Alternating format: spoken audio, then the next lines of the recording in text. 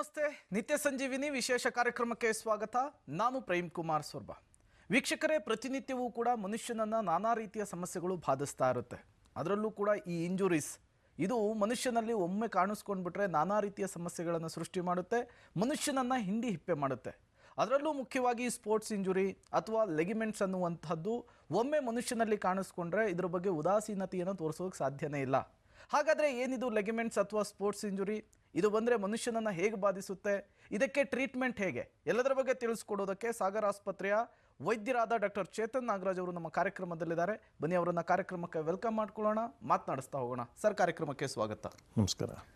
Sir, ಈ ಲೆಗಿಮೆಂಟ್ಸ್ ಅಂದ್ರೇನು ಅನ್ನೋದು ಮೊದಲ ಪ್ರಶ್ನೆ. ಜೊತೆಗೆ ಇದರ ಇಂಪಾರ್ಟೆನ್ಸ್ ಬಗ್ಗೆ ಮೊದಲು ಎಕ್ಸ್ಪ್ಲೇನ್ ಮಾಡಬಹುದಾ ಅಂತೇಳಿ. ಎರಡು ಮೂಳೆ ಸೇರಿ ಜಾಯಿಂಟ್ ಆಗುತ್ತೆ. ಆ ಎರಡು ಮೂಳೆನ ಜೊತೆಲಿ ಹಿಡಿದಿಡಿಯೋದಕ್ಕೆ ಇರುವಂಥದ್ದು ಲಿಗಮೆಂಟ್ಸ್ ಅಥವಾ ಜವುಗಳು ಅಂತ ಹೇಳ್ತೀವಿ. ಇದು ಹಗ್ಗಗಳ ಹಾಗೆ ಎರಡು ಮೂಳೆನ ಜಾಯಿಂಟ್ ನೀವು ನೋಡಿದ್ರೆ ಇದು ನಮ್ಮ ತೊಡೆ ಮೂಳೆ, ಇದು ನಮ್ಮ ಕಾಲಿನ ಮೂಳೆ, ಇದೆರಡು ಬೇರೆ ಬೇರೆ ಮೂಳೆ. ಇದನ್ನ ಜಾಯಿನ್ ಮಾಡಲಿಕ್ಕೆ ಇರೋವಂಥದ್ದೇ ನಮ್ಮ ಲಿಗಮೆಂಟ್ಸ್ ಅನ್ನುವಂಥದ್ದು. ಇದರ ಇಂಪಾರ್ಟೆನ್ಸ್ ಏನು ಅಂದರೆ, ಈ ಲಿಗಮೆಂಟ್ಸ್ ನಮ್ಮ ಯಾವ ರೀತಿ ಪೊಸಿಷನ್ ಇರುತ್ತೆ ಅಂದರೆ, ನಮ್ಮ ಜಾಯಿಂಟ್ಸು ಸ್ಮೂತಾಗಿ ಮೂವ್ ಆಗಬೇಕು, ಮೂಮೆಂಟ್ಸ್ ಆಗಬೇಕು ನಮ್ಮ ಜಾಯಿಂಟ್ಸಲ್ಲಿ. ಬಟ್ ಅದು ಬಿಚ್ಚೋಗಬಾರ್ದು. ಆ ಕಡೆ ಈ ಕಡೆ ಒಂದು ಎಲ್ಬೋ ಮೂಮೆಂಟ್ಸ್ ಮಾಡಬೇಕಾದ್ರೆ ಒಂದೇ ಪ್ಲೇನಲ್ಲಿ ಮೂಮೆಂಟ್ಸ್ ಆಗಬೇಕು. So ligaments side ways moments ಆಗಬಾರ್ದು. ಸೊ ಅದನ್ನು ಸ್ಟೆಬಿಲಿಟಿ ಕೊಡೋದಕ್ಕೆ, ನಮ್ಮ ಜಾಯಿಂಟಲ್ಲಿ ಸ್ಟೆಬಿಲಿಟಿ ಕೊಡೋದಕ್ಕೆ ಲಿಗಮೆಂಟ್ಸ್ ಅಂತ ಇರುತ್ತೆ. ಯಾವ ರೀತಿ ಪೊಸಿಷನ್ ಇರುತ್ತೆ ಅಂದರೆ, ಟು ಅಲೌ ಒಂದೇ ಒಂದು ಆ ಜಾಯಿಂಟ್ ಯಾವ ಪ್ಲೇನಲ್ಲಿ ಮೂವ್ ಆಗಬೇಕು ಆ ಪ್ಲೇನಲ್ಲಿ ಮಾತ್ರ ಮೂವ್ಮೆಂಟ್ ಆಗೋ ರೀತಿಯಲ್ಲಿ ಲಿಗಮೆಂಟ್ಸ್ ಪೊಸಿಷನ್ ಇರುತ್ತೆ. ಮುಖ್ಯವಾಗಿ ಈ ಲೆಗಿಮೆಂಟ್ಸ್ ಅನ್ನೋದು ಯಾವಾಗ ಡ್ಯಾಮೇಜ್ ಆಗುತ್ತೆ, ಜೊತೆಗೆ ಡ್ಯಾಮೇಜ್ ಆದರೆ ಏನೆಲ್ಲ ತೊಂದರೆ ಆಗುತ್ತೆ ಅಂತ.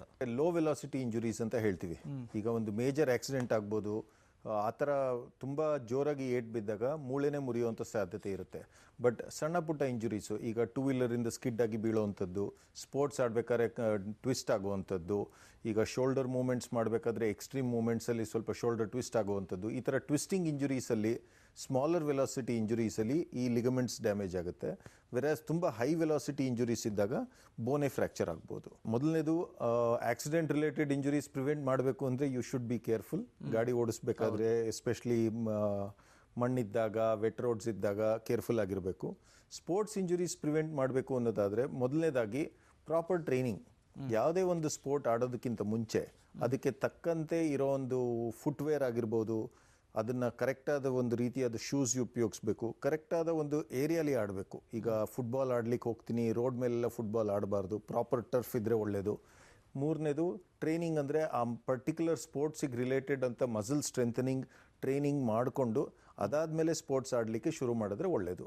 ಇಲ್ಲ ಅಂದರೆ ನಮ್ಮ ಮಸಲ್ ಟೋನ್ ಸರಿ ಇಲ್ಲ ಅಂದರೆ, ನಮ್ಮ ಲಿಗಮೆಂಟ್ ಸ್ಟ್ರೆಂತ್ ಸರಿ ಇಲ್ಲ ಅಂದರೆ ಸ್ಮಾಲ್ ಇಂಜುರೀಸಲ್ಲೂ ಸಹ ಲಿಗಮೆಂಟ್ ಟೇರ್ ಆಗಬಹುದು. ಈ ರೀತಿಯ ಇಂಜುರಿ ಆದಂತಹ ಸಂದರ್ಭದಲ್ಲಿ ಏನು ಮಾಡಬೇಕಾಗುತ್ತೆ ಇಂಜುರಿಗೆ ಒಳಗಾದಂತಹ ವ್ಯಕ್ತಿ? ಫಸ್ಟ್ ಇಮೊಬಿಲೈಸ್ ಮಾಡಬೇಕು, ರೆಸ್ಟ್ ಕೊಡಬೇಕು. ಈಗ ಒಂದು ನೀ ಇಂಜುರಿ ಆಗಿರ್ಬೋದು, ಶೋಲ್ಡರ್ ಇಂಜುರಿ ಆಗಿರ್ಬೋದು, ಎಷ್ಟರ ಮಟ್ಟಿಗೆ ಇಂಜುರಿ ಇದೆ ಅಂತ ಅಕ್ಕಪಕ್ಕದವ್ರು ಏನು ಮಾಡ್ತಾರೆ, ಬೆಂಡ್ ಮಾಡಿ ನೋಡು, ಮೂವ್ ಮಾಡಿ ನೋಡು, ಸ್ಟ್ರೆಚ್ ಮಾಡು ಅಂತಾರೆ. ಆ ರೀತಿ ಮಾಡಕೂಡ್ದು.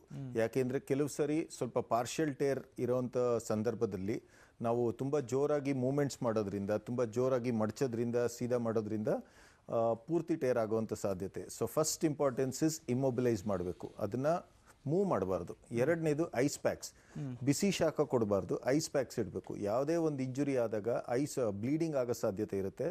ಕೆಲವು ಸರಿ ರಕ್ತ, ಸ್ಕಿನ್ ಡ್ಯಾಮೇಜ್ ಇದ್ದರೆ ಹೊರಗಡೆ ರಕ್ತ ಕಾಣಿಸ್ಕೊಳ್ಳುತ್ತೆ, ಬಟ್ ಇಂಟರ್ನಲ್ಲಿನೂ ಸಹ ಬ್ಲೀಡಿಂಗ್ ಆಗೋ ಸಾಧ್ಯತೆ ಇರುತ್ತೆ. ಸೊ ಐಸ್ ಇಟ್ಟರೆ ಆ ಬ್ಲೀಡಿಂಗ್ ಕಮ್ಮಿ ಆಗುತ್ತೆ. ಸೊ ಇಂಟರ್ನಲ್ ಬ್ಲೀಡಿಂಗ್ ಕಮ್ಮಿ ಮಾಡ್ಬೋದು. ಸೊ ಫಸ್ಟ್ ಇಮೊಬಿಲೈಸ್ ಮಾಡಬೇಕು. ಸೆಕೆಂಡ್ ಥಿಂಗ್, ಐಸ್ ಇಡಬೇಕು. Next you have to depending ಯಾವ ಒಂದು ಸಿವಿಯರಿಟಿ ಇದೆ, ಎಷ್ಟರ ಮಟ್ಟಿಗೆ ನೋವಿದೆ ಅಂತ. ಈಗ ನೀ ಇಂಜುರಿ ಆದಮೇಲೆ ತಕ್ಷಣಕ್ಕೆ ಆ ಕಾಲ ಮೇಲೆ ಭಾರ ಕೊಟ್ಟು ನಡಿಲಿಕ್ಕೆ ಪ್ರಯತ್ನ ಮಾಡಬಾರ್ದು. ರೆಸ್ಟ್ ಕೊಡಿ, ಐಸ್ ಇಡಿ, ಇಮೊಬಿಲೈಸ್ ಮಾಡಿ. ಇಲ್ಲ ಕ್ರೇಪ್ ಬ್ಯಾಂಡೇಜ್ ಥರ ಸುತ್ತಬೋದು, ಬೆಲ್ಟ್ ಏನಾದ್ರು ಇದ್ದರೆ ಕಟ್ಬೋದು. ಸೊ ದಟ್ ಅದನ್ನ ಇಮೊಬಿಲೈಸ್ ಮಾಡುವಂಥದ್ದು ಒಳ್ಳೆಯದು. ಓಕೆ. ಒಬ್ಬ ವ್ಯಕ್ತಿಗೆ ಈ ರೀತಿ ಇಂಜುರಿ ಆದಂತಹ ಸಂದರ್ಭದಲ್ಲಿ ಜನರು ನೆಗ್ಲೆಕ್ಟ್ ಮಾಡೋದೇ ಜಾಸ್ತಿ. ಅವರೇ ಸ್ವಯಂ ಪ್ರೇರಿತವಾಗಿ ಡಾಕ್ಟರ್ ಆಗ್ತಾರೆ, ಟ್ರೀಟ್ಮೆಂಟನ್ನು ಪಡೆದುಕೊಳ್ತಾ ಹೋಗ್ತಾರೆ. ಯಾವಾಗ ನಾವು ಡಾಕ್ಟ್ರನ್ನ ಕನ್ಸಲ್ಟ್ ಮಾಡಬೇಕಾಗುತ್ತೆ ಮತ್ತು ಯಾವ ರೀತಿಯ ಡಾಕ್ಟ್ರನ್ನ ಕನ್ಸಲ್ಟ್ ಮಾಡಬೇಕಾಗುತ್ತೆ doctor? Sometimes very minor injury ಇರ್ಬೋದು, ಮೇಜರ್ ಡ್ಯಾಮೇಜ್ ಇಲ್ಲದೆ ಇರ್ಬೋದು. ಬಟ್ ಯಾವುದಕ್ಕೂ ಒಂದ್ಸರಿ ಡಾಕ್ಟರ್ನ ಕನ್ಸಲ್ಟ್ ಮಾಡುವಂಥದ್ದು ಒಳ್ಳೆಯದು.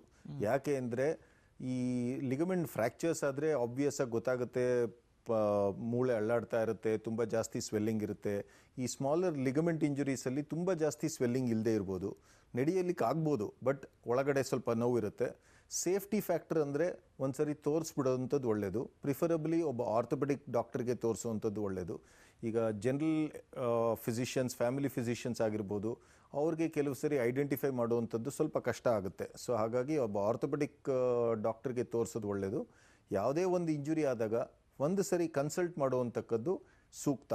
ಅದೇನೂ ಇಲ್ಲ ಅಂದರೆ ಸಂತೋಷ, ಏನು ಆರ್ಥೋಪೆಡಿಕ್ ಡಾಕ್ಟರ್ ನೋಡಿ ಏನು ಮೇಜರ್ ಇಂಜುರಿ ಇಲ್ಲ, ನೀವೇನು ಹೆದರ್ಕೊಳ್ಳೋವಂಥದ್ದಿಲ್ಲ, ಸ್ವಲ್ಪ ಮೆಡಿಸಿನ್ಸ್ ತೊಗೊಂಡ್ರೆ ಸಾಕು ಅನ್ನೋಂಥದ್ರ ಸಂತೋಷ. ಬಟ್ ಏನಾದ್ರು ಒಂದು ಸ್ಮಾಲ್ ಇಂಜುರಿ ಇದ್ದು ಅದು ನೆಗ್ಲೆಕ್ಟ್ ಮಾಡಿದ್ರೆ ನಾಳೆ ದಿನ ತೊಂದರೆ ಆಗ್ಬೋದು. ಸೊ ಫಸ್ಟ್ ಯಾವುದಕ್ಕೂ ಒಂದ್ಸರಿ ಕನ್ಸಲ್ಟ್ ಮಾಡಿ ಅನ್ನೋದು ನನ್ನ ಅಡ್ವೈಸ್. ಓಕೆ, ಬಹಳಷ್ಟು ಜನ ಏನು ಮಾಡ್ಬಿಡ್ತಾರೆ ಅಂದರೆ ನೀವು ಹೇಳ್ದಂಗೆ ಕ್ರೇಪ್ ಬ್ಯಾಂಡೇಜ್ ಕಟ್ಕೊಳ್ಳೋದು ಅಥವಾ ಐಸ್ ಪ್ಯಾಕ್ ಇಟ್ಕೊಂಡು ಅವರೇ ಅದನ್ನು ಸಾಲ್ವ್ ಮಾಡ್ಕೊಳ್ಳೋದಕ್ಕೆ ನೋಡ್ತಾರೆ. ಬಟ್ ಯಾವ ಟೈಮ್ ಪೀರಿಯಡ್ ಒಳಗಡೆ ಡಾಕ್ಟ್ರನ್ನ ಕನ್ಸಲ್ಟ್ ಮಾಡಬೇಕು ಅಂತ ಹೇಳ್ತೀರಿ? Pain swelling more than 3 to 5 days ಇರೋದಾದರೆ ಖಂಡಿತವಾಗ್ಲೂ ಕನ್ಸಲ್ಟ್ ಮಾಡಬೇಕು. ಈಗ ಊತ ಇರೋದು ಯಾವುದೇ ಒಂದು ಇಂಜುರಿ ಆದಾಗ ಫಸ್ಟ್ 24 to 48 hours ಸ್ವೆಲ್ಲಿಂಗ್ ಬರಬಹುದು. ಬಟ್ 3 to 5 days ಆದಮೇಲೂ ಸಹ ಸ್ವೆಲ್ಲಿಂಗ್ ಇದ್ದರೆ, 3 to 5 days ಆದಮೇಲೂ ಸಹ ನೋವು ಉಳ್ಕೋತಾ ಇದೆ ಅನ್ನೋದಾದರೆ ಡಾಕ್ಟರ್ನ ಕನ್ಸಲ್ಟ್ ಮಾಡಲೇಬೇಕು. ಎರಡನೇದು ಇನ್ಸ್ಟೆಬಿಲಿಟಿ.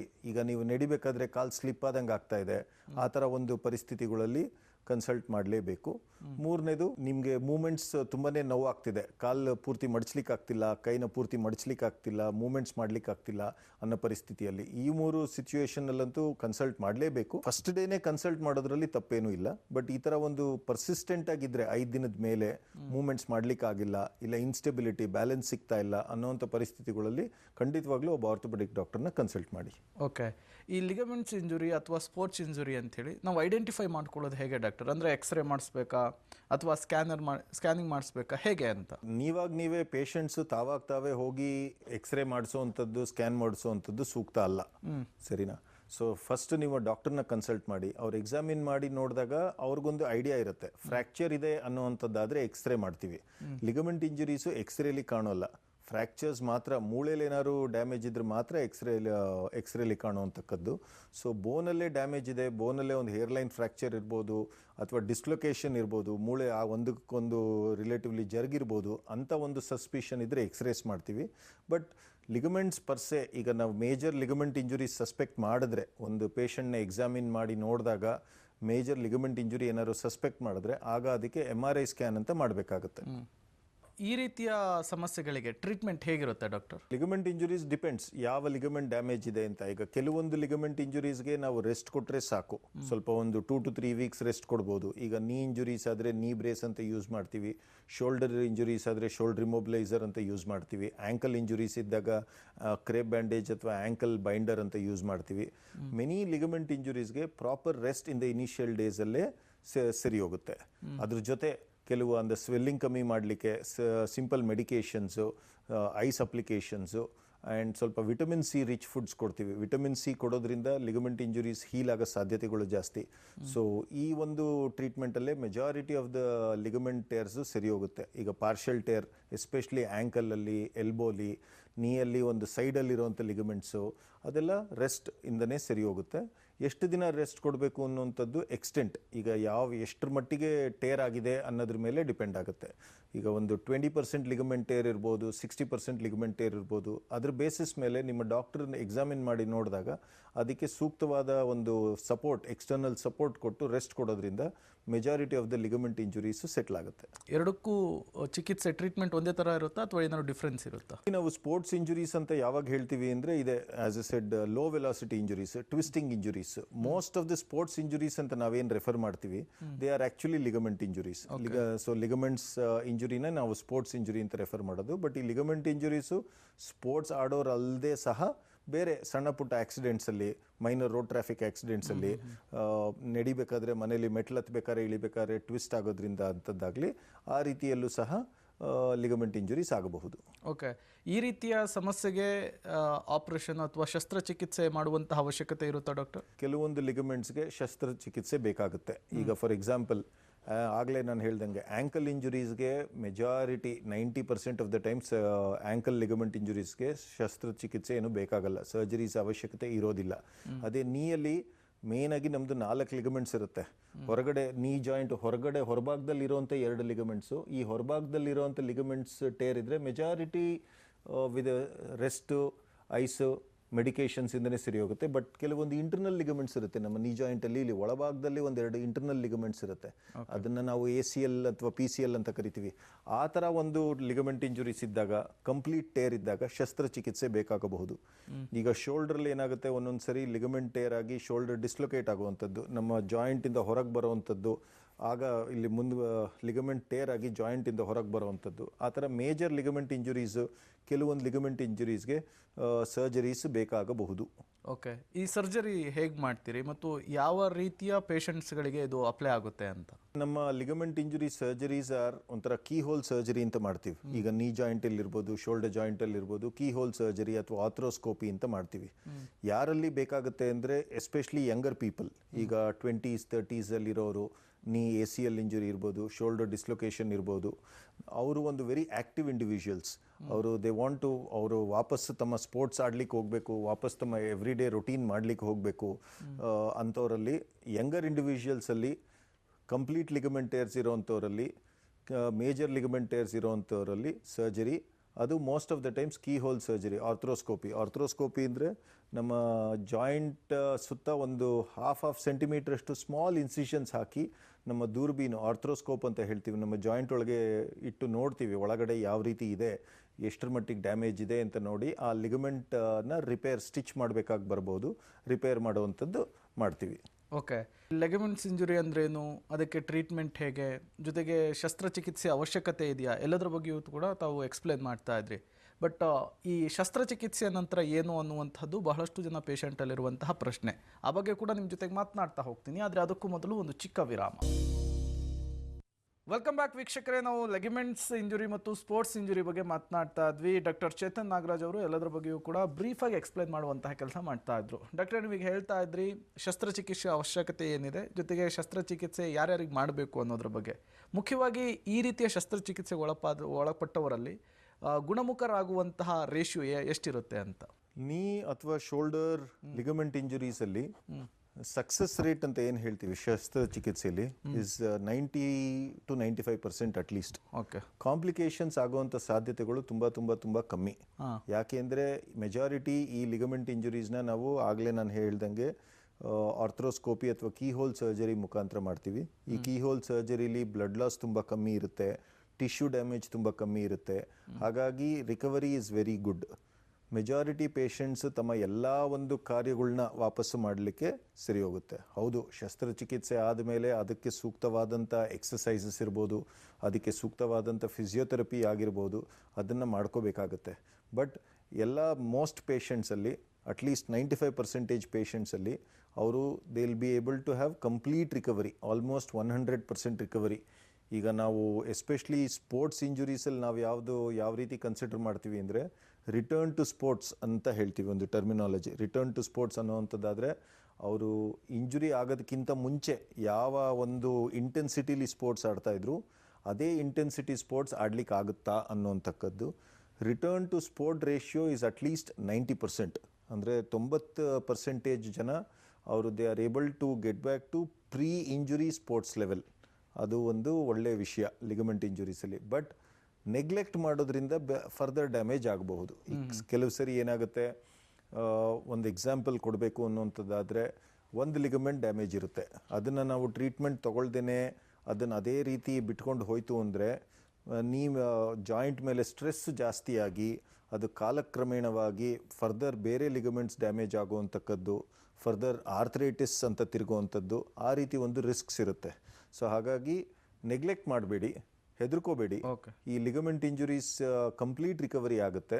ಸೊ ಅದ್ರ ಬಗ್ಗೆ ಈಗ ನಿಮ್ಮ ಡಾಕ್ಟ್ರು, ನಿಮ್ಮ ಆರ್ಥೋಪೆಡಿಕ್ ಡಾಕ್ಟ್ರು ನಿಮಗೆ ಶಸ್ತ್ರಚಿಕಿತ್ಸೆಯ ಅವಶ್ಯಕತೆ ಇದೆ ಅಂತ ತಮಗೆ ಹೇಳಿದ್ರು ಭಯಪಡುವಂಥದ್ದೇನೂ ಇಲ್ಲ. ಆ ಶಸ್ತ್ರಚಿಕಿತ್ಸೆ generally very very successful, very very safe. Most ಪೀಪಲ್ಗೆ ಏನೂ ತೊಂದರೆ ಆಗೋದಿಲ್ಲ. ಓಕೆ, ಟ್ರೀಟ್ಮೆಂಟ್ ಪಡೆದ ನಂತರ ಒಬ್ಬ ಪೇಷಂಟು ರಿಕವರಿ ಆಗೋದಕ್ಕೆ ಎಷ್ಟು ಟೈಮ್ ಲೈನ್ ಬೇಕಾಗುತ್ತೆ ಡಾಕ್ಟರ್? ಡಿಪೆಂಡ್ ಆಗುತ್ತೆ ಯಾವ ರೀತಿಯಾದ ಲಿಗಮೆಂಟ್ ಇಂಜುರಿ ಅಂತ. ಆ್ಯಸ್ ಮುಂಚೆನೇ ಹೇಳ್ದಂಗೆ ಈಗ ಸ್ಮಾಲ್ ಪಾರ್ಷಿಯಲ್ ಟೇರ್ಸ್, ಈಗ 20-30% ಲಿಗಮೆಂಟ್ ಇಂಜುರೀಸ್ ಇದ್ದರೆ ನಾವು ರೆಸ್ಟ್ ಕೊಡ್ತೀವಿ, ಇಮೊಬಿಲೈಸ್ ಮಾಡ್ತೀವಿ, ಸಪೋರ್ಟ್ ಸಿಸ್ಟಮ್ಸ್ ಕೊಡ್ತೀವಿ. ಆ ಥರ ಒಂದು ಪರಿಸ್ಥಿತಿಲಿ 2-3 ವೀಕ್ಸಲ್ಲಿ ಪೇಯ್ನ್ ಸರಿ ಹೋಗುತ್ತೆ, ಅವರು ವಾಪಸ್ಸು ತಮ್ಮ ದಿನನಿತ್ಯದ ಆ್ಯಕ್ಟಿವಿಟೀಸ್ಗೆ ಹೋಗ್ಲಿಕ್ಕಾಗುತ್ತೆ. ಬಟ್ ಎಕ್ಸ್ಟ್ರಾ ಆ್ಯಕ್ಟಿವಿಟೀಸ್, ಈಗ ಸ್ಪೋರ್ಟ್ಸ್ ಆಡುವಂಥಕ್ಕದ್ದು ಆ ಥರ ಆದರೆ ಒಂದು ಅಟ್ಲೀಸ್ಟ್ ಒಂದು 4 to 6 ವೀಕ್ಸ್ ಬೇಕಾಗುತ್ತೆ. ಅದೇ ಒಂದು ಮೇಜರ್ ಲಿಗಮೆಂಟ್ ಇಂಜುರಿ, ಈಗ ಶಸ್ತ್ರಚಿಕಿತ್ಸೆ ಬೇಕಿರೋವಂಥ ಒಂದು ಇಂಜುರಿ ಆದರೆ ಶಸ್ತ್ರಚಿಕಿತ್ಸೆ ಆದಮೇಲೆ 1 ಮಂತ್ ಸ್ವಲ್ಪ ರೆಸ್ಟ್ ಕೊಡಬೇಕಾಗುತ್ತೆ. ರೆಸ್ಟ್ ಅನ್ನೋಂಥಕ್ಕದ್ದಾದರೆ ನೀವು ಹಾಸಿಗೆ ಮೇಲೆ ಇರಬೇಕು ಅನ್ನೋಂಥದ್ದಲ್ಲ, ನೀವು ಓಡಾಡ್ಬೋದು, ಮೂಮೆಂಟ್ಸ್ ಎಲ್ಲ ಮಾಡ್ಬೋದು, ಬಟ್ ಎಕ್ಸ್ಟ್ರಾ ಆ್ಯಕ್ಟಿವಿಟಿ ಮಾಡಬಾರ್ದು. ಸೊ 1 ಮಂತ್ ರೆಸ್ಟ್ ಕೊಡ್ತೀವಿ. ಜನರಲ್ ಒಂದು ಬೇಸಿಕ್ ರೂಲ್ ಅನ್ನೋವಂಥದ್ದಾದರೆ ಫಸ್ಟ್ ಮಂತ್ ರೆಸ್ಟು, 2ನೇ ತಿಂಗಳಲ್ಲಿ ಮೂಮೆಂಟ್ಸ್ ಜಾಸ್ತಿ ಮಾಡುವಂಥಕ್ಕದ್ದು, 3ನೇ ತಿಂಗಳಲ್ಲಿ ಸ್ಟ್ರೆಂಥನಿಂಗ್ ಪ್ರೋಗ್ರಾಮ್ ಮಾಡುವಂಥದ್ದು, ತಮ್ಮ ಮಸಲ್ ಸ್ಟ್ರೆಂಥನಿಂಗ್ ಪ್ರೋಗ್ರಾಮ್ ಮಾಡುವಂಥದ್ದು. So sports, return to sports generally surgery ಆದರೆ, ಈಗ ಕೀ ಹೋಲ್ ಸರ್ಜರಿ ಆದರೆ return to sports will be ಒಂದು 3 to 6 ಮಂತ್ಸ್ ಆಗಬಹುದು. ಬಟ್ ಅದು ನಾನು ಹೇಳ್ತಾ ಇರೋದು return to professional level sport ಅನ್ನೋಂಥಕ್ಕದ್ದು. ದಿನನಿತ್ಯದ activities within a few weeks ಮಾಡಬಹುದು. ಓಕೆ, ಲಿಗಮೆಂಟ್ಸ್ ಇಂಜುರಿ ಇದೆ ಅಥವಾ ಸ್ಪೋರ್ಟ್ಸ್ ಇಂಜುರಿ ಆಗಿದೆ, ನಾನು ನಿಮ್ಮ ಹತ್ರ ಟ್ರೀಟ್ಮೆಂಟ್ ಕೂಡ ತಗೊಂಡೆ, ಬಟ್ ನನ್ನ ಜೀವನ, ನನ್ನ ಲೈಫ್ ಸ್ಟೈಲು ಮೊದಲಿನ ಥರ ಆಗುತ್ತಾ ಡಾಕ್ಟರ್? ಆ ಥರ ಬದುಕಬಹುದಾ ನಾನು? ಖಂಡಿತವಾಗ್ಲೂ. As I said, return to sport ratio ಅಂತ ಏನು ಹೇಳ್ತೀವಿ ಈಸ್ ಅಬೌವ್ 90%.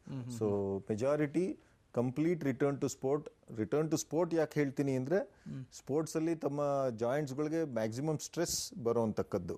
ಸೊ ಡೈಲಿ ಆ್ಯಕ್ಟಿವಿಟೀಸ್ಗಂತೂ ಏನೂ ತೊಂದರೆ ಇರಲ್ಲ. ರಿಟರ್ನ್ ಟು ಸ್ಪೋರ್ಟ್ಸ್ ರೇಷಿಯೋನು ಈಸ್ ಅಬೌವ್ 90%. ಟ್ರೀಟ್ಮೆಂಟನ್ನು ಪಡ್ಕೊಂಡಾದ್ಮೇಲೆ ಒಬ್ಬ ಪೇಷಂಟು ಏನೆಲ್ಲ ಎಚ್ಚರಿಕೆ ಕ್ರಮವನ್ನು ವಹಿಸಬೇಕಾಗುತ್ತೆ? ಒಂದು ಲಿಗಮೆಂಟ್ ಟೇರ್ ಆದ ತಕ್ಷಣ ಒಂದು ಸರ್ಜರಿ ಆಯಿತು ಅಂದರೆ ಅದೇ ಒಂದು ಕೊನೆ ಅಲ್ಲ. ಶಸ್ತ್ರಚಿಕಿತ್ಸೆ ಆದ ಮೇಲೆ ಅದಕ್ಕೆ ಸೂಕ್ತವಾದಂಥ ಫಿಸಿಯೋಥೆರಪಿ ಎಕ್ಸಸೈಸಸ್ ನಿಮ್ಮ ಡಾಕ್ಟರ್ ನಿಮಗೆ ಸಜೆಸ್ಟ್ ಮಾಡ್ತಾರೆ. ಒಂದು ಶೋಲ್ಡರ್ಗೆ ಬೆಲ್ಟ್ ಹಾಕ್ಕೊಳ್ಳಿ, ಅಥವಾ ನೀಗೆ ಬೆಲ್ಟ್ ಹಾಕ್ಕೊಳ್ಳಿ, ಆ್ಯಂಕಲ್ಗೆ ಒಂದು ಈ ಬೆಲ್ಟ್ ಹಾಕ್ಕೊಳ್ಳಿ ಅನ್ನೋಂಥಕ್ಕದ್ದು ಫಾಲೋ ಮಾಡಬೇಕು.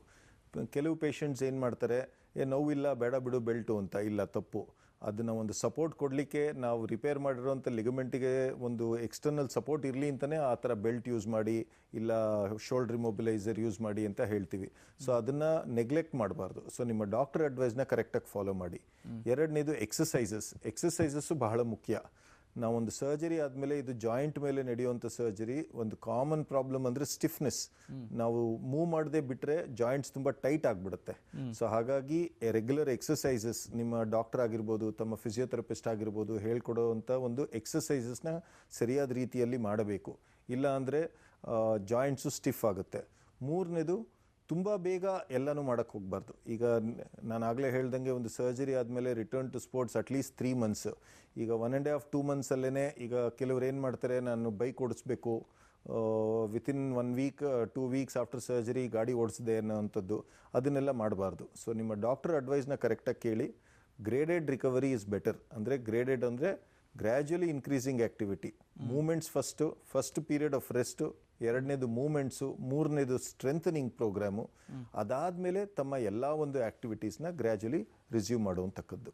Okay, most of the people ಈ ರೀತಿಯ ಇಂಜುರೀಸನ್ನು ನೆಗ್ಲೆಕ್ಟ್ ಮಾಡೋರೆ ಜಾಸ್ತಿ, ನಿರ್ಲಕ್ಷ್ಯ ಮಾಡ್ತಾರೆ, ಉದಾಸೀನತೆ ಮಾಡ್ತಾರೆ. ಅಂಥವ್ರಿಗೆ ಏನು ಹೇಳ್ತೀರಿ? ನಿರ್ಲಕ್ಷ್ಯ ವಹಿಸೋದು ಎಷ್ಟು ಡೇಂಜರ್ ಅಂತ ತಿಳಿಸ್ಕೊಡ್ತೀರಿ ಅಂತ? ಎಸ್ಪೆಷಲಿ ಯಂಗರ್ ಏಜಲ್ಲಿ, ಈಗ 20s 30s ಇದ್ದಾಗ ಒಂದು ಲಿಗಮೆಂಟ್ ಇಂಜುರೀಸ್ನ ನೆಗ್ಲೆಕ್ಟ್ ಮಾಡಿದ್ರೆ ಒಂದು ಬಿಗ್ ಪ್ರಾಬ್ಲಮ್ ಅನ್ನೋವಂಥದ್ದಾದರೆ ಕಾಲಕ್ರಮೇಣವಾಗಿ ಆರ್ಥ್ರೈಟಿಸ್ ಆಗುವಂಥದ್ದು. ಆರ್ಥ್ರೈಟಿಸ್ ಅಂದರೆ ಮೂಳೆ ಸವಿಯುವಂಥದ್ದು. 60-70 ವಯಸ್ಸಾದಮೇಲೆ ಆಗಬಹುದು ಎಲ್ಲರಲ್ಲೂ, ಅದು ಬೇರೆ ವಿಷಯ.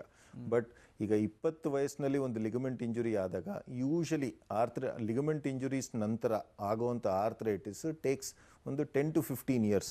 ಬಟ್ ಸೊ ನೀವು 20 ವಯಸ್ಸಲ್ಲಿ ಲಿಗಮೆಂಟ್ ಇಂಜುರಿ ಆದರೆ ನಿಮಗೆ 30-35 ಇಯರ್ಸಲ್ಲೇ ಆರ್ಥ್ರೈಟಿಸ್ ಸ್ಟಾರ್ಟ್ ಆಗ್ಬೋದು. ಸೊ ಹಾಗಾಗಿ ನೆಗ್ಲೆಕ್ಟ್ ಮಾಡಬೇಡಿ.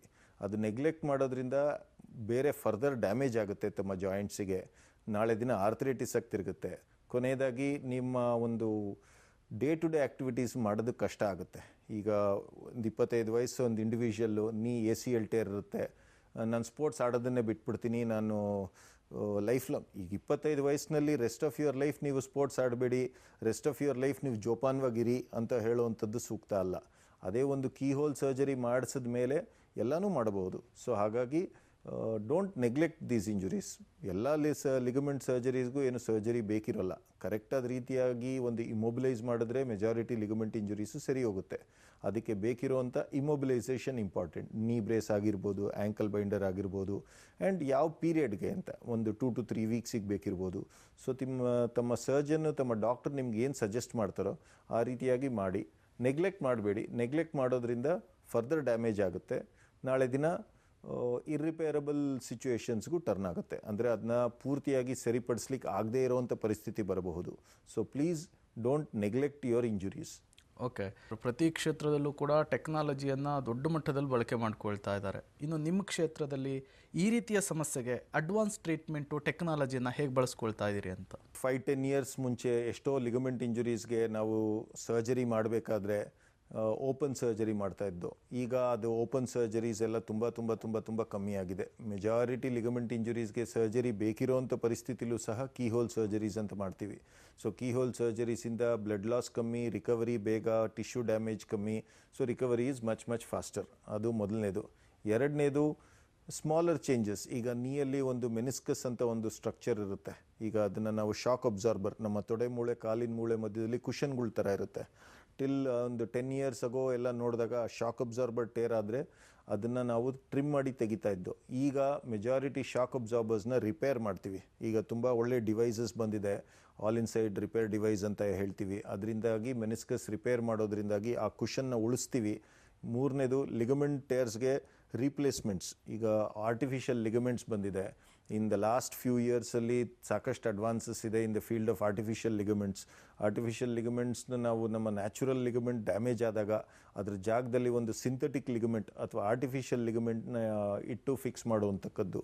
ಅದರಿಂದಾಗಿ ರಿಕವರಿನೂ ತುಂಬ ಬೇಗ ಆಗುತ್ತೆ, ರಿಟರ್ನ್ ಟು ಸ್ಪೋರ್ಟ್ಸ್ ತುಂಬ ಬೇಗ ಆಗುತ್ತೆ, ಅಡ್ವಾನ್ಸಸ್ ತುಂಬ ಇದೆ. ಕೊನೆಯದಾಗಿ ರೊಬಾಟಿಕ್ ಇನ್ನೂ ಲಿಗಮೆಂಟ್ ಇಂಜುರಿ ಟ್ರೀಟ್ಮೆಂಟಲ್ಲಿ ಇನ್ನೂ ರೊಬಾಟಿಕ್ ಚಾಲನೆಗೆ ಬಂದಿಲ್ಲ. ರಿಸರ್ಚ್ ನಡೀತಾ ಇದೆ. ಯಾವ ರೀತಿಯಾಗಿ ನಾವು ರೊಬಾಟಿಕ್ಸ್ನ ಸಹ ಲಿಗಮೆಂಟ್ ಇಂಜುರಿ ಟ್ರೀಟ್ಮೆಂಟಲ್ಲಿ ಉಪಯೋಗಿಸಬಹುದು ಅನ್ನುವಂಥದ್ದು studies are going on. Research ನಡೀತಾ ಇದೆ. May be in the next few years ಅದು ಸಹ ಬರುತ್ತೆ. ರೊಬಾಟಿಕ್ಸ್ ಬಳಕೆಯಿಂದ ಲಿಗಮೆಂಟ್ ಇಂಜುರೀಸ್ನ ಸರಿ ಮಾಡುವಂಥಕ್ಕದ್ದು. ಓಕೆ, ಈ ಎರಡೂ ಸಮಸ್ಯೆಗಳಿಂದ ಬಳಲ್ತಾ ಇರುವಂತಹ ಪೇಷಂಟ್ಸ್ಗೆ ಅತಿ ಚಿಕ್ಕ ವಯಸ್ಸಲ್ಲಿಯೇ ಈ ಸಮಸ್ಯೆ ಬಂದ್ಬಿಟ್ಟಿದೆ, ಮುಗದೇ ಹೋಯಿತು ಜೀವನ ಅಂಥೇಳಿ ಕೊರಗ್ತಾ ಇರೋರಿಗೆ ಯಾವ ರೀತಿಯ ಮೆಸೇಜನ್ನು ಕೊಡ್ತೀರಿ ಡಾಕ್ಟರ್? ಮೊದಲನೇದು, ಯಾವುದೇ ಒಂದು ಇಂಜುರಿ ಆಗಿದ್ದಾಗ ಅದನ್ನು ನೆಗ್ಲೆಕ್ಟ್ ಮಾಡಬೇಡಿ. ಫಸ್ಟ್ ಇಂಜುರಿ ಆದ ತಕ್ಷಣ ICD ಇಮ್ಮೊಬಿಲೈಸ್ ಮಾಡಿ, ರೆಸ್ಟ್ ಕೊಡಿ. Don't try to overstretch it. ತುಂಬ ಸ್ಟ್ರೆಚ್ ಮಾಡುವಂಥದ್ದು ಮಾಡಬೇಡಿ. ರೆಸ್ಟ್ ಕೊಡಿ, ICD. ಎರಡನೇದು, ಡಾಕ್ಟ್ರಿಗೆ ತೋರಿಸಿ. ಆಗಲೇ ಹೇಳ್ದಂಗೆ ಸ್ಮಾಲ್ ಇಂಜುರಿ ಇರಬಹುದು, ನೆಗ್ಲೆಕ್ಟ್ ಮಾಡಿ ನಾಳೆ ದಿನ ಕಾಂಪ್ಲಿಕೇಶನ್ಸ್ ಮಾಡ್ಕೊಳ್ಳೋದಕ್ಕಿಂತ ಒಂದು ಸರಿ ತಮ್ಮ ಆರ್ಥೋಪೆಡಿಕ್ ಡಾಕ್ಟರ್ಗೆ ತೋರಿಸೋದ್ರಲ್ಲಿ ತಪ್ಪೇನೂ ಇಲ್ಲ. ಅದರಿಂದ ನೀವೇನು ಕಳ್ಕೊಳ್ಳಲ್ಲ. ಸೊ ನಿಮ್ಮ ಆರ್ಥೋಪೆಡಿಕ್ ಡಾಕ್ಟರ್ ನೋಡಿ, ಎಕ್ಸಾಮಿನ್ ಮಾಡಿ, ಅದನ್ನು ಯಾವ ರೀತಿಯಾಗಿ ಮುಂದುವರಿಬೇಕು ಅಂತ ಹೇಳ್ತಾರೆ.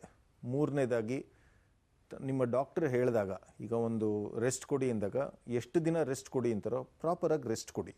ಅದನ್ನು ನೆಗ್ಲೆಕ್ಟ್ ಮಾಡಬೇಡಿ. ಕೆಲವು ಸರಿ ಸರ್ಜರಿ ಬೇಕು ಅನ್ನೋದಾದರೆ ಅದನ್ನು ನಿಮ್ಮ ಒಳ್ಳೆಯದಕ್ಕೆ ಹೇಳ್ತಾ ಇರೋವಂಥದ್ದು. ಧೈರ್ಯವಾಗಿ ಸರ್ಜರಿ ಮಾಡಿಸ್ಕೊಳ್ಳಿ, ಏನೂ ತೊಂದರೆ ಆಗಲ್ಲ. ಇಂಜುರಿ ಪ್ರಿವೆಂಟ್ ಮಾಡಲಿಕ್ಕೆ ಪ್ರಾಪರ್ ಫುಟ್ವೇರ್ ಯೂಸ್ ಮಾಡಿ. ಈಗ ಯಾವ ಸ್ಪೋರ್ಟ್ಸ್ ಆಡ್ತಿರೋ ಅದಕ್ಕೆ ತಕ್ಕಂತೆ ಫುಟ್ವೇರ್ ಯೂಸ್ ಮಾಡಿ. ಪ್ರಾಪರ್ ಮಸಲ್ ಟ್ರೈನಿಂಗ್ ಮಾಡಿ. ಒಂದು ಸ್ಪೋರ್ಟ್ಸ್ ಆಡೋದಕ್ಕಿಂತ ಮುಂಚೆ ಆ ಸ್ಪೋರ್ಟ್ಸಿಗೆ ಬೇಕಿರೋವಂಥ ಒಂದು ಮಸಲ್ ಟ್ರೈನಿಂಗು, ಬ್ಯಾಲೆನ್ಸಿಂಗ್ ಎಕ್ಸಸೈಸಸ್ ಎಲ್ಲ ಮಾಡಿ ಆಮೇಲೆ ಸ್ಪೋರ್ಟ್ಸ್ ಆಡಲಿಕ್ಕೆ ಶುರು ಮಾಡಿ. ವೆಹಿಕಲ್ ಓಡಿಸ್ಬೇಕಾದ್ರೆ ಜೋಪಾನವಾಗಿರಿ. 2 wheelers especially injuries, ligament injuries ಆಗುವಂಥ ಸಾಧ್ಯತೆಗಳು ಜಾಸ್ತಿ ಇರುತ್ತೆ. ಸೊ ವೆಟ್ ರೋಡ್ ಇರ್ಬೋದು, ಸ್ಲಿಪ್ಪರಿ ರೋಡ್ ಇರ್ಬೋದು, ಮಣ್ಣಿರೋವಂಥ ರೋಡ್ ಇರ್ಬೋದು, ಆಗ ಕೇರ್ಫುಲ್ಲಾಗಿ ಓಡಿಸಿ. Prevent your injuries. ಇನಿಷಿಯಲ್ ಟ್ರೀಟ್ಮೆಂಟ್ನ ನೆಗ್ಲೆಕ್ಟ್ ಮಾಡಬೇಡಿ, ಡಾಕ್ಟ್ರಿಗೆ ತೋರಿಸಿ. ಇಮೊಬಿಲೈಸೇಷನ್ ಈಸ್ ವೆರಿ ಇಂಪಾರ್ಟೆಂಟ್, ಅದನ್ನು ಸರಿಯಾಗಿ ಮಾಡಿ. ನಿಮ್ಮ ಡಾಕ್ಟರ್ ಸರ್ಜರಿ ಮಾಡಿಸ್ಕೋಬೇಕು ಅನ್ನೋವಂಥದ್ದಾದರೆ ದಯವಿಟ್ಟು ಮಾಡಿಸ್ಕೊಳ್ಳಿ ಧೈರ್ಯವಾಗಿ. ರಿಸಲ್ಟ್ಸ್ ತುಂಬ ಚೆನ್ನಾಗಿದೆ. ಕೀಹೋಲ್ ಸರ್ಜರೀಸಲ್ಲಂತೂ ನಾನು ಹೇಳ್ದಂಗೆ more than 90% return to sports ratio ಇದೆ. ಸೊ ಭಯಪಡುವಂಥದ್ದೇನೂ ಇಲ್ಲ. ಸೊ ಈ ರೀತಿಯಾಗಿ ಧೈರ್ಯವಾಗಿರಿ, ಏನೂ ನಥಿಂಗ್ ಟು ವರಿ.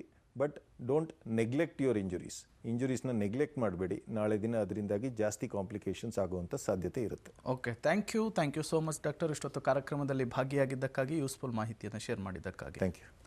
ವೀಕ್ಷಕರೇ, ನೀವು ಕೂಡ ಸ್ಪೋರ್ಟ್ಸ್ ಇಂಜುರಿಯಿಂದ ಬಳಲ್ತಾ ಇದ್ದರೆ ಅಥವಾ ಲಿಗಮೆಂಟ್ಸ್ ಇಂಜುರಿಯಿಂದ ಬಳಲ್ತಾ ಇದ್ದರೆ ನೇರವಾಗಿ ಡಾಕ್ಟರನ್ನು ಕನ್ಸಲ್ಟ್ ಮಾಡಬಹುದು. ನಿಮ್ಮ ಸಮಸ್ಯೆಗೆ ಪರಿಹಾರ ಪಡ್ಕೊಳ್ಬಹುದು.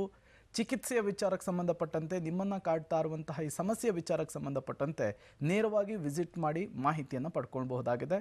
ಅಡ್ರೆಸ್ ಕಾರ್ಡ್ ಡಿಸ್ಪ್ಲೇ ಆಗ್ತಾ ಇದೆ, ನೋಟ್ ಮಾಡ್ಕೊಳ್ಳಿ, ನೇರವಾಗಿ ವಿಸಿಟ್ ಮಾಡಿ.